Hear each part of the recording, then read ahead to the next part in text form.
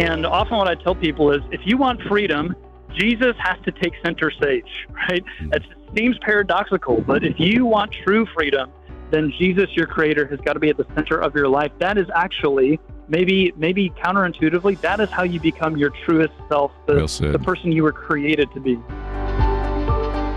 You might remember the book of The Great Dechurching, and we've talked about sometimes the exit from the church, exit interviews and things of that nature. We've talked about deconstruction with Lisa Childers, and also in the book by Sean McDowell and others. And so there is a real sense of disillusionment and even deconstruction that's taking place. So let's identify the problem, and then how can we find our way back? As our latest booklet that came out in May called False Spirituality got into, we have a lot of people that identify themselves as spiritual but not religious. They say, I'm really not interested in the church, really not even necessarily interested in the Bible or Jesus, but I do have these kind of spiritual needs, and that is, I think, an illustration that just because you walk away or never even went to church doesn't mean that you're finding that it's providing any kind of joy and satisfaction in this secular world. So I think you're going to find this to be a good conversation that we're going to have today with Nicholas McDonald. He is the author of this book, The Light in Our Eyes. It came out recently. It's published by our good friends at Multnomah. He's associate pastor at Redeemer Presbyterian Church in Central Illinois, an individual that has his degree from Gordon Conwell Seminary, studied creative writing and other things at Oxford University, also writes regularly for the Gospel Coalition. And Nicholas, welcome to Point of View. Glad to be with you. Thanks for having me.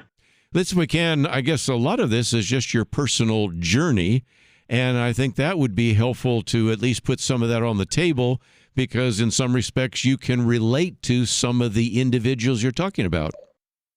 Yeah, absolutely. So my personal journey is about growing up in the church, but really feeling somewhat disillusioned with the experience that I had. Part of my story is being part of a very large youth group when I was in high school, and I enjoyed it at the time, but it was also a time when what my youth pastor was teaching me is that Jesus wanted to take all of my dreams and all the things I wanted out of life, and he wanted to fulfill those dreams, which to a 16-year-old, that sounds great. That sounds like, great. I love that version of Jesus.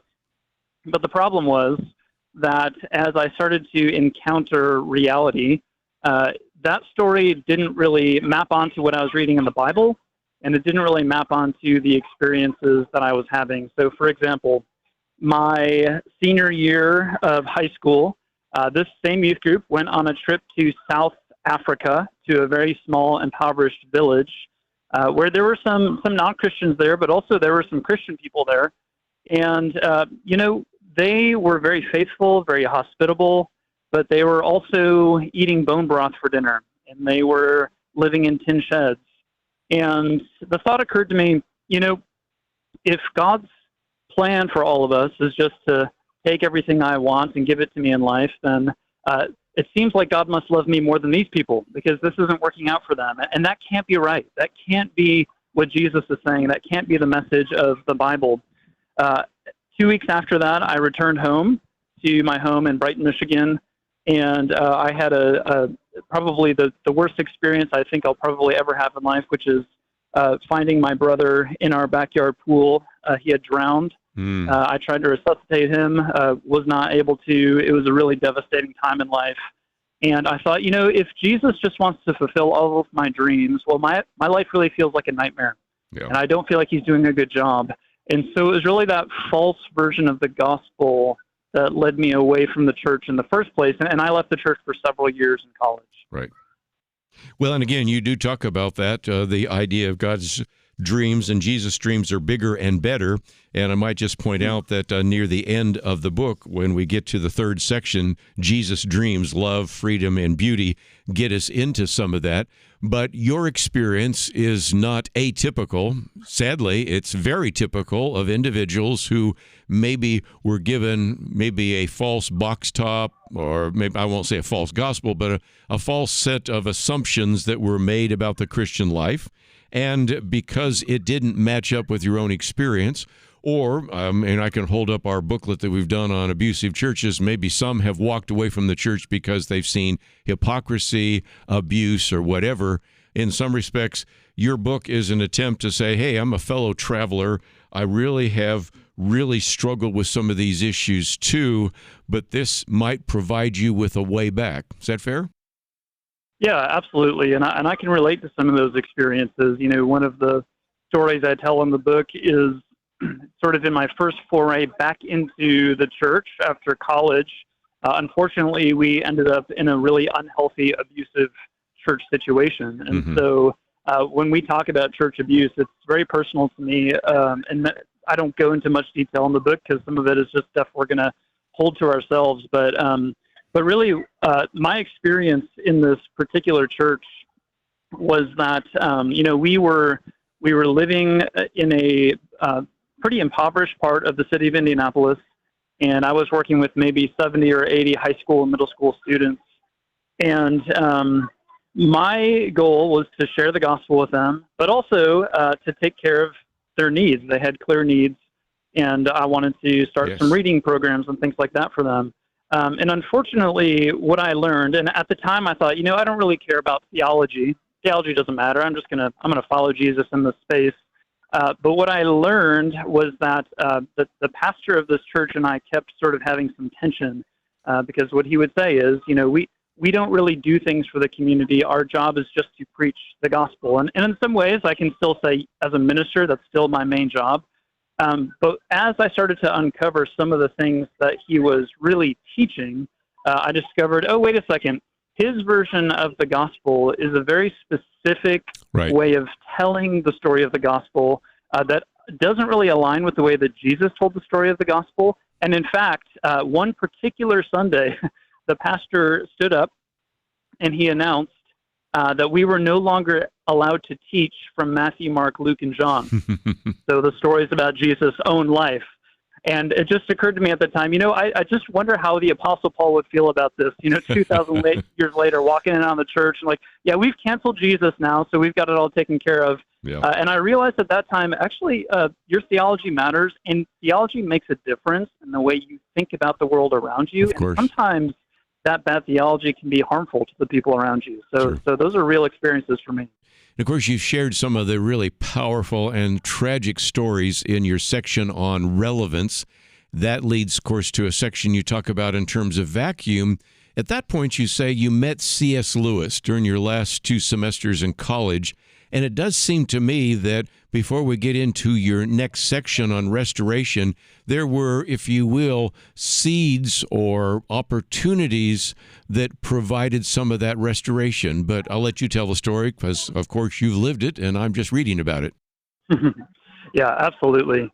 So a lot of my journey is that feeling somewhat disillusioned with the American evangelical experience. I never really planned to step back into the church, but I did have the opportunity to study abroad during my last 2 semesters in college at the University of Oxford, as you mentioned.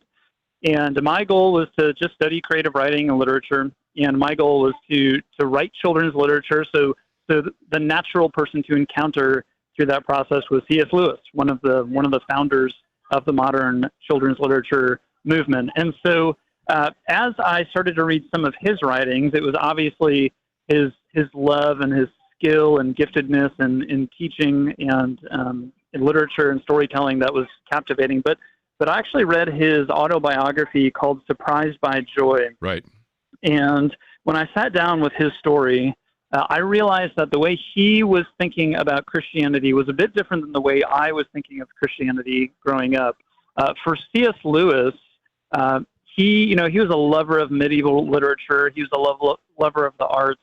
And something he describes in that book that I'd never heard anyone put into words is it's a German word, Sehnsucht, which is it's sort of it's a longing, it's a yearning, it's a happy sadness. He describes feeling this for the first time when he read Wind in the Willows as a child, and just feeling like somehow Wind in the Willows described this world that he longed for, but he was shut out of it. He was locked out of it. or when his brother Arnie brings him this little nature set as a child, and he just felt like, somehow this is communicating something to my heart that I'm longing for, but I don't know what it is. And so as Lewis tried on the clothing of atheism, what he found was that his atheist worldview actually told him that this was a desire that he should forget about. There's nothing in this world transcendent. There was nothing meaningful. There was nothing truly beautiful. It was all an illusion. And so what he found was that his atheistic worldview, which he thought was going to be very liberating and freeing, was actually a trap. He was not able to follow those longings of his heart that Jesus had placed inside of him. And the landing place he found, Lewis calls himself the most reluctant convert ever. He's not planning on becoming a Christian, but really found that when he studied the life of Jesus and he spoke with his friend J.R.R. Tolkien, Tolkien's sort of challenge to him was, hey, what if those longings are God's breadcrumbs to point you back to himself? And what if the quote-unquote myth about Jesus is actually a true myth? What if Jesus was the true myth? He was the true one who lived the life that you're longing for. He died a death that you deserve, and he rose from the dead. And you read about those kinds of stories in Norse mythology, and you love them. And yet when it comes to Jesus, somehow you don't like it.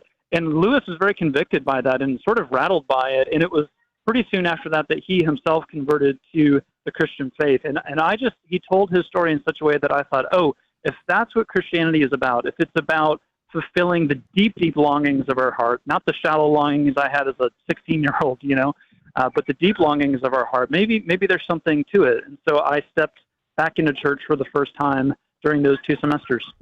Well, again, that brings me to, of course, the C.S. Lewis quote, that very famous one, that if we find ourselves with a desire that nothing in this world can satisfy, the most probable explanation is we were made for another world. And I found from an evangelistic, sometimes even apologetic point of view, that works pretty well, because there is this sense that there's more to life than life. Why would I desire beauty? Why would I demand people to be honest? Why would I hope that there would be some final justice, even in a world of injustice and pain and evil? And I think longing brings longing back maybe to the Garden of Eden, or to the future new heavens and new earth. And I think that's a powerful argument, which was so instrumental in your particular journey as well. So in your second section, you talk about this idea of restoration, and it talks about escape. Of course, you also use this song of Zechariah's prayer, however you want to look at it. And I thought that was very unique in your particular writing. Can you share that with us? Yeah, absolutely. So the context I walked back into when I was in England was an Anglican church. In the Anglican church, many Anglicans consider themselves evangelical. But the word evangelical is used a bit differently in Europe than it is here in the States. And so walking into that church, I had a different sense of... the church that I belonged to in England had the sense that they belonged to the global historic church. They were just one small piece of the puzzle. And as strange as it may sound, as an American, I just thought it all started here, right? I just thought, hey, we started this. This is our thing. Nope. Of course, as an American, I would think that. But as I started to get interested in this idea of, maybe the story is much older than me. Maybe there's something bigger than maybe that very shallow presentation of Jesus I grew up in. I was introduced to a resource called the Book of Common Prayer, which I had never heard of in my life. But as I investigated this, I realized, Christians all around the world for centuries have been using this Book of Common Prayer to pray. And so I tried it on a little bit. But one of those surprising things I found in the Book of Common Prayer is that every single day, there's very few prayers that make it into the Book of Common Prayer every single day. The Lord's Prayer is one of them, but the other one is the Song of Zechariah. And as I read through this Song of Zechariah every single morning, I thought, this doesn't really map onto the categories of the gospel as I was taught it. And Zechariah seems to be speaking to the ways that Jesus does fulfill our deepest longings, and that Jesus, as you said earlier, Zechariah's vision is really not that we would escape earth to go to heaven, but that heaven would come down to earth, and that Jesus' kingdom would come. And so this was new to me. So this journey started then, but as I started unraveling Zechariah's song, I thought, well, if this is the gospel, this is actually good news. This is good news. This is about redeeming everything and bringing restoration to everything that Jesus' hands touch. And so that was really my first foray into that story. And not only that, but as I read the actual story of Zechariah, I thought, well, I can relate to this guy. He, in some ways, he's disillusioned. And when the angel comes to him to promise John the Baptist his son is going to be born, he's skeptical. He's like, I don't know. I've lived quite a few decades, and I haven't really seen something like that happen. So prove it to me. And of course, the angel gives him some discipline for that. He's muted for a long period of time until John the Baptist is born. But as I began to think about that, I thought, oh well, he's being punished. But as I reflect in the book, I later thought, I don't think he's actually being punished. I think he's giving him an opportunity to reflect silently. Let's rethink what the beautiful gospel story is. And I don't think we ever get Zechariah's song if we don't have Zechariah's silence. Right. So that's a beautiful creative gift that we have today because of that. And again, I agree with you. You see, of course, in the Old Testament, the idea, be still and know that I'm God. We talk about the fact that we should meditate on God's word. If you're out there talking all the time, and he was, if you will, in quotes, a minister, not exactly, but you know where I'm getting at here. That's one of the things you do all the time. You talk, I talk, we all talk. And to actually have a time of silence, I think that is significant. And so that is chapter 8 in the book. And Nicholas, before we get back to your book, it seems to me that there's another issue that you might be able to speak to better than some, and that is the fact that we sometimes in the evangelical world, especially in America, may not be necessarily true in England and other places, don't know what to do with the arts, don't know what to do with writing, film, and the rest. And, of course, that's been your interest. I'm holding up our booklet by our producer, who, by the way, is right now in England. I think he's at Cambridge at the moment, but it's on imagination. And we wrote that, and we do really focus on Francis Schaeffer's book, Art in the Bible, and even C.S. Lewis's The Weight of Glory, and a variety of others, that it does seem to me that that's another reason that people that have maybe an artistic bent, they don't necessarily see beauty in the church. They have gifts that aren't necessarily affirmed in the church. And I think that's another issue that perhaps was instrumental in your life, and given your interest in film and writing, I'd love to hear your comments about that. Yeah, you're inviting me onto a soapbox. I got to be careful now. So, yes. So, when you mention the arts and imagination, I think of, so several years ago, I was doing campus ministry at the University of Missouri, working with college students through a ministry called RUF. Oh, sure. And I'm thinking of one particular student. His name is Michael. And Michael was an artist. And one of the things that he felt from his particular youth group growing up was that there was only one thing Jesus was interested in, and that was bringing more people to youth group. Now, I love when Jesus brings people into his church, so don't hear what I'm not saying. It's a beautiful, beautiful thing.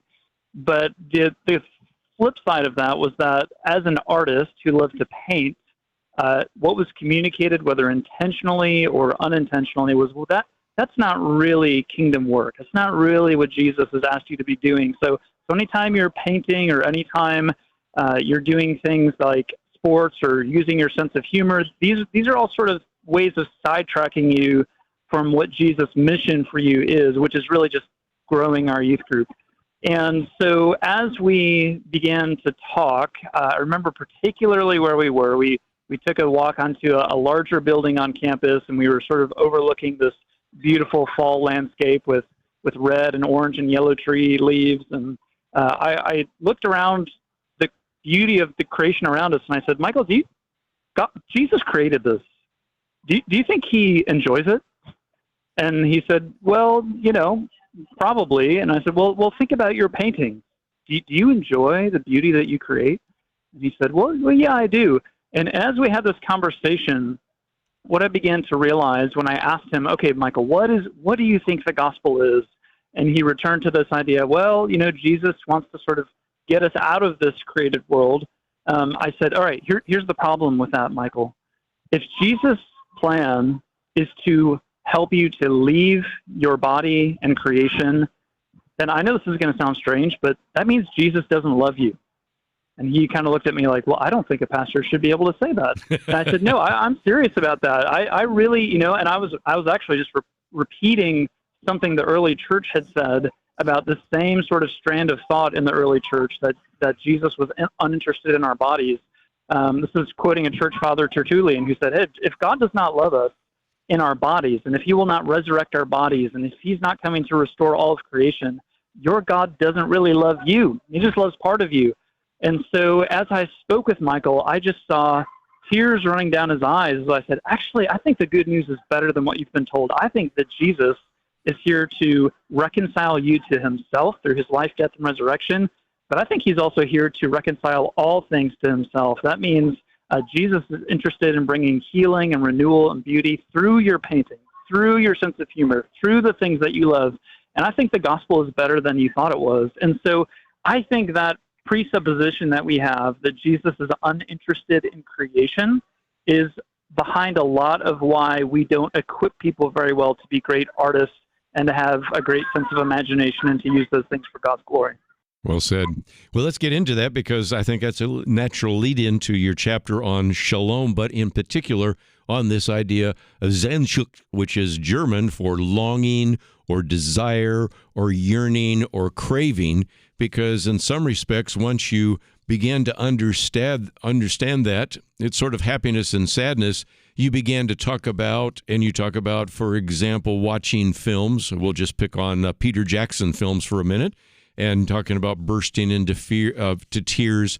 And so in some respects, that same experience you are sharing with him is part of your own spiritual testimony, isn't it? Yes, absolutely. And so what you're referring to in the book is a chapter where I start talking about some of the ways that I see even today in our culture, people, and you mentioned this earlier, people are longing for a sense of the transcendent. They're longing for something other than what's right in front of them. And we just see that all over the place. So one of the books I read just last year was by a guy named Craig Foster. He created an award-winning documentary called My Octopus Teacher, and he later wrote a book about it. And I won't be able to quote him exactly now, but something he says is that, his life mission is to kind of go into these little tribal cultures around the world and investigate what they do, because his theory as an evolutionary scientist is, if we could get back to our primal roots, if we could go back to our barbaric roots, then we would be living a full, flourishing human life. And so he chased that rabbit over and over and over again. But it's so fascinating because in the book itself, he's recommending, here's all these ways that you can be more like your primal ancestors. And yet at the very beginning, he says, the greatest experiences I've had in these tribal cultures, having these wonderful experiences, they are thrilling, and yet somehow they evoke a sadness in me that I just don't understand. Wow. And I thought, well, that's an interesting thing to say at the very beginning of your book, saying I'm going to lead you to a life of flourishing, is that you can't get over the Sehnsucht. You are looking for something transcendent, and your worldview doesn't provide that transcendent thing. And I believe that Jesus is the thing you're looking for. Yes. Well, again, I'll look that up. My Octopus Teacher by Craig Foster. But that leads us into the last section, and I wanted to give time to each one of those because you talk about each one of what you call Jesus dreams. The first obvious one is love, and that is we need to really understand what love means, and that is, of course, one of those transcendent experiences that we have here on earth. Yes, absolutely. And of course, we hear about the word love, hopefully, in our churches. But something that really occurred to me again during my time with RUF, the campus ministry, is that I think to really understand Jesus' love, I need to understand that I am a sinner, and not just a hypothetical sinner, but an actual sinner. Yes. So one of the stories I tell is about being part of this smaller prayer group in RUF. It was one of my first years, and we're going around, and I'm hearing these other pastors, and they're talking about their actual sin. And they're saying, things like, I got into an argument with my wife last night. I'm having doubts about Jesus this month. And I thought, well, you can't say these things as a pastor. You're not allowed to think those things as a pastor. And at first I thought, you all are pretty bad pastors, so I don't know that I really want to be part of this organization. Right. But what I began to see, and one experience really made this hit home for me, is that I was on an elevator with one of our fellow campus ministers, and we were at this hotel, and there were some realtors having a conference at the same hotel. And so this very inebriated businessman stumbles into our elevator, and he's kind of out of control. And I was a little bit annoyed. I'm thinking, I don't want to talk to you. I just want to get to my room.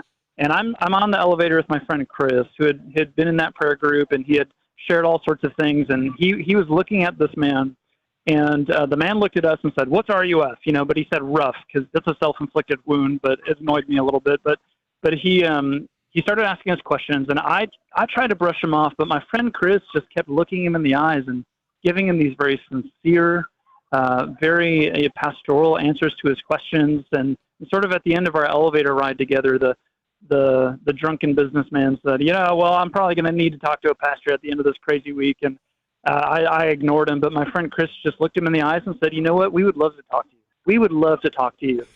And Chris left, and the realtor left. Yeah. Well, yeah, right, exactly. You would. Yeah. And so they both leave, and I'm standing on the elevator by myself, and I'm thinking, what just happened there is so convicting to me. I could not see myself in that man's struggles, and yet my friend Chris could.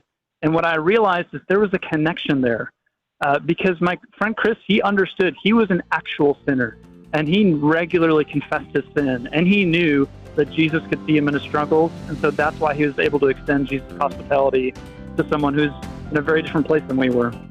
We've talked about in Jesus' dreams, love. We'll get into freedom and beauty. But Nicholas, I got to say, if nothing else, I appreciate a guy with a sense of humor, because I've always enjoyed Nate Bargatze. And Nate Bargatze is the individual who plays George Washington in that well-known Saturday Night Live skit. But if nothing else, I love a little bit of humor in the midst of getting into that second principle, which is freedom, and the importance of understanding Jesus' prophetic ministry of freedom. So how is that helpful to individuals as well? Yes, well, I love that skit, and I'm going to fail if I try to retell it here. But the Bargatze George Washington skit is this great sort of skewering of this American idea of freedom, where he's got these Revolutionary War soldiers, and they're sitting around and talking about, what are the things that America has been freed for? Well, we're going to have our own system of weights and measurements. Like, wait, really? That's what we're being liberated for? And there's just this sense of this peculiar sort of American myth, I think, and I think this is why it resonated with us, is that freedom means being able to do things however we want to do them, regardless of what people have done before, regardless of what people around the world do. We'll just do it our way, right? I mean, my last name's McDonald. Have it your way. That's the way we do it, right? And so, and that's one of the reasons I love that skit. And so what I try to do in this particular section of the book is actually, in one sense, say, I think that Jesus created you for freedom. So I think 10 years ago I might have said, "Oh, you want freedom? That's bad." I would actually say now, I think Jesus wants freedom for you. We see the word freedom. Jesus uses the word freedom. He says, "If you believe the truth, you'll be set free," right? That's right. Paul in the book of Galatians, he talks about freedom. It's for freedom that Christ has set you free. But the problem is that the American sort of very individualistic version of freedom to do whatever I want, to express whatever's inside of me, that version of freedom is not really what you're looking for. It's a false version of what I think your heart truly longs for. And so one of my favorite stories to tell to help often college students or deconstructing folks get their heads around this is from one of my favorite artists, Jim Henson. So I'm a big Muppets guy, and I'm a little outdated now with the college generation, but I tell them anyway. So Jim Henson, he has this great story in his biography of how he was creating the Muppet Show. And the Muppet Show is like a sketch comedy show with all the different Muppets. And so they're rehearsing for this show, and one of the producers is just frustrated because nothing's going right. None of the characters are right. There's Fozzie. He's got these corny jokes, but no one really understands what he's supposed to be doing there. And there's Wolf the dog, and he's got his own thing, and Miss Piggy, but nothing's really clicking. But there's this beautiful moment in biography where it's maybe 2 weeks before they have to start filming, and Jim Henson has this idea, which is to take one of his characters from his successful children's show Sesame Street, the character that most was like Jim Henson, Kermit the Frog, and Right. put him in the middle of all those different skits. That worked. And yes, and everybody looks at those skits, and all of a sudden they say, well, those characters, all of a sudden, they became what they were supposed to be. But the only way they were able to become that is because Kermit was at center stage. They did not have what it took to hold it together. Right. And often what I tell people is, if you want freedom, Jesus has to take center stage, right? It seems paradoxical, but if you want true freedom, then Jesus, your creator, has got to be at the center of your life. That is actually, maybe counterintuitively, that is how you become your truest self, the person you were created to be. Yeah. And again, you talk about the practice of covenant and all the rest. But in the interest of time, let me just move on to one more, and that is beauty. We've been talking about that, but nevertheless, that's a very important and sometimes neglected aspect of the Christian experience, and that's why I appreciate you putting that in the book as well. Yeah, absolutely. So we were talking about the arts earlier, and one of the people that I interviewed for this book is one of my favorite people, one of my good friends. His name is Kyle. And so one thing that we do as a church is we have local artists. Kyle's a very successful artist here in Indianapolis, and he's one of our elders at our church. But we do follow the seasons of the church seasons, so Christmas and Eastertide and Right. Advent and all that. Mm-hmm. And we have Kyle leads a group of artists who will often decorate our sanctuary in ways that are beautiful, sometimes even bizarre, but you just get the sense walking into the sanctuary that, this is a different kind of place. There are creative people here who are bringing out beauty. And one of the things that Kyle has taught me over the last few years is that creation itself is reflecting the glory of God. And that is why we pray through the seasons. When there are things growing in the spring, it is not an accident that Jesus' resurrection is like the spring, right? He talks about it like he talks about his own resurrection, like a seed that's been planted. And he talks about our own resurrected bodies that way. And so this is one of the beautiful experiences I'm able to have here, is having a collection of people who come together. And really, we not only preach the gospel, but we get to see the gospel all throughout the year. And that has been such a great way for many, many people in our church to really experience restoration and renewal in a profound way. Just before I let you go, Nicholas, let's, if we can, talk about how people can use this book. I would want to hand this to somebody who's maybe deconstructing themselves, or already disillusioned, or maybe already deconstructed. I might want to pass it to individuals that say, well, I'm in the church, but it just doesn't speak to all of my needs. Your goal here is to try to reach out to some of those individuals who feel disillusioned or disconnected and say there is a path back. Yeah, absolutely. In fact, just this morning, one of the most encouraging things I've heard is that someone had just read the book, and she had not been part of a church for several years. And so she read through the book and said, I put this book down. I called my manager, and I said, I need to have Sundays off so I can go to church again. And that was just music to my ears. That's what I want to hear. And the important thing for her, I think, is that this book tries to really relate to a lot of the struggles that we have, as well as invite those who are feeling disillusioned to something bigger and better. And so, this has been a book that I've seen be effective in the lives of those who are de-churched, even those who've been in the church for a long time, as you mentioned, who feel a little bit out of place. And in fact, one of the surprising things I've seen is some of the folks who have read the book have given it to their parents to help them understand them. Here's where I'm coming from, and to have better conversations together about, hey, could we dream together about what the future of the church could be like, and rekindling that sense of hope for us as a church, and what the church can be is really something that my heart longs for, and I know it does yours as well. Well, Nicholas, I appreciate you being with us today. Thank you for writing the book, and thank you for giving us an hour today to talk about that. Thanks so much for having me. I appreciate it. Let me just mention that we will have information on the website, and you can find out more. Of course, the book is entitled The Light in Our Eyes, written by Nicholas McDonald, Rediscovering the Love, Beauty, and Freedom of Jesus in an Age of Disillusionment. As we've said before, there are all sorts of resources we would like to put in your hands. Even today, you've heard me talk about the booklets on everything from false spirituality to the next generation to imagination. And those are some of the booklets we make available to those of you that are donors. And one of the benefits that comes to you if you join with us on our Truth Team, $1 a day, $30 a month or more, is you'll receive these booklets in the mail. But even if you have not supported this ministry, if one of those booklets are of interest to you, we'd be glad to send it to you. If you give us your email, we'll send you a PDF of it, or if you'd like to get it in the mail, give us your address, and that is a way in which we can serve you as well. That's all we have for today. We look forward to seeing you next time right here on Point of View Highlights.